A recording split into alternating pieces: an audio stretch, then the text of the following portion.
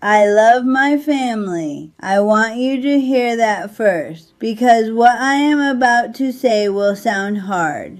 But love and trust are not the same thing. There are 5 things you must never tell your own family. Not your children, not your siblings, nobody. Because the moment they have these 5 things, the relationship changes. I am 91. I have watched it happen too many times to stay quiet. Let me tell you what they are. Understand me clearly. I am not telling you your family is your enemy. Most of them love you. But love does not make a person immune to temptation. And some information is a temptation. The moment you hand it over, you put a thought in their head that was not there before. You cannot take it back. So before I give you the 5, remember, this is not about distrust. It is about not placing a stumbling block in front of people you love.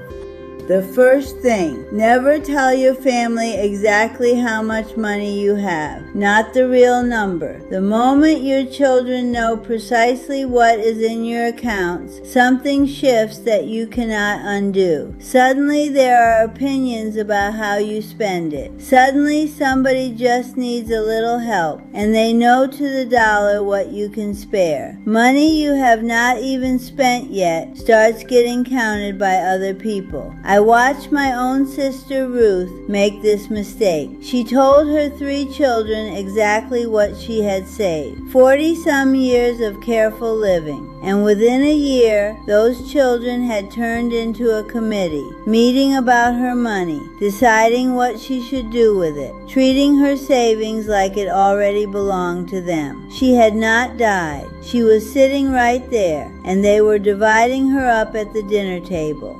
If your family needs to know you are comfortable, tell them you are comfortable. That is enough. I am fine. I am taken care of. You don't need to worry about me. That is all anyone is owed. The exact number is yours. Keep it yours. A closed hand cannot be picked from. The second thing, never tell your family the details of your will while you are still alive. Who gets what? Who gets more? Who gets the house? The minute that information is out, you are no longer their mother or their grandmother. You are a verdict that has already been read, and some of them did not like it.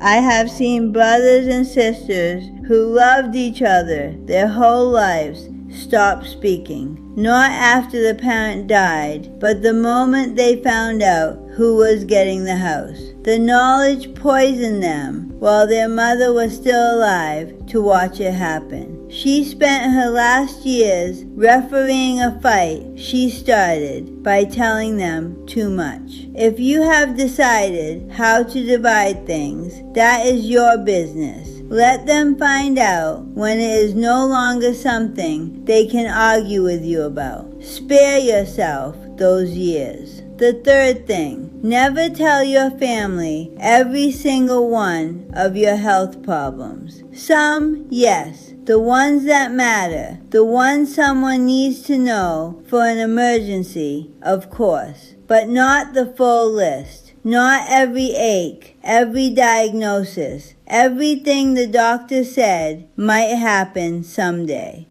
Because here is what happens. The moment your family believes you are failing, they begin to make decisions for you. Quietly at first. Mama shouldn't be driving. Mama shouldn't be living alone. Mama's not thinking clearly. Every small ailment you confess becomes evidence in a case to take away your independence. I have watched perfectly capable old people get managed into a facility because they were too honest about their aches. Tell them you are well. Show them you are well. Keep the rest between you and your doctor. My friend Dorothy made one mistake. She told her son in passing that she got dizzy sometimes. One sentence. 3 months later, she was in a facility she did not want to be in. Because that one sentence became, "Mama's a fall risk," she lost her home over a moment of honesty. Be well in front of them. Be tired in private.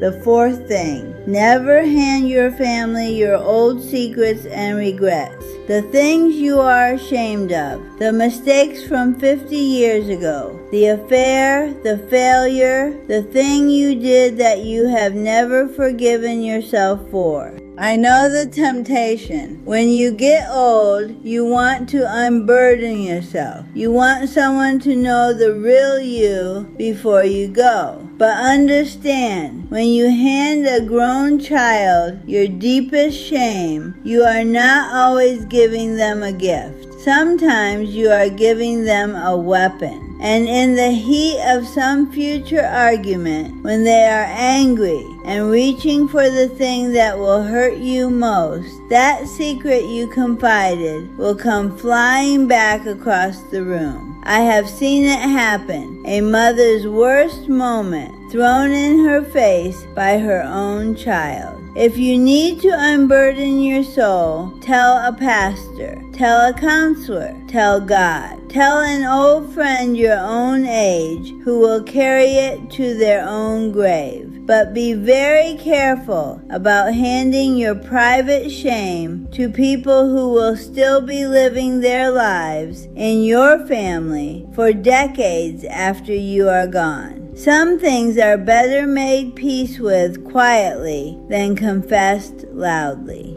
And the fifth thing, this is the one that surprises people. Never tell your family that you will always be there for them, no matter what, unconditionally, forever. I know that sounds cold. Hear me out. When you promise a person unconditional support, when you tell them there is nothing they could do to lose your help, you have just removed every reason for them to be careful with you. A grown child who knows mama will always bail them out, no matter what, will keep needing to be bailed out. Your unconditional yes becomes their permission to never grow up. I had a grandson I loved more than my own breath, and because I told him I would always catch him, he never once learned to land on his own feet. 38 years old and still falling, because grandma was always underneath. The kindest thing I ever did for that boy was finally say, "I love you," and no, not this time. He was furious. Then he was silent, and then, slowly, he became a man. My unconditional yes had been keeping him a child. Love them, help them when it is right, but never tell them the help has no bottom. Because the moment a person believes you will catch them no matter what, they stop trying to catch themselves. 5 things. Never tell them exactly what you have. Never tell them the details of your will. Never confess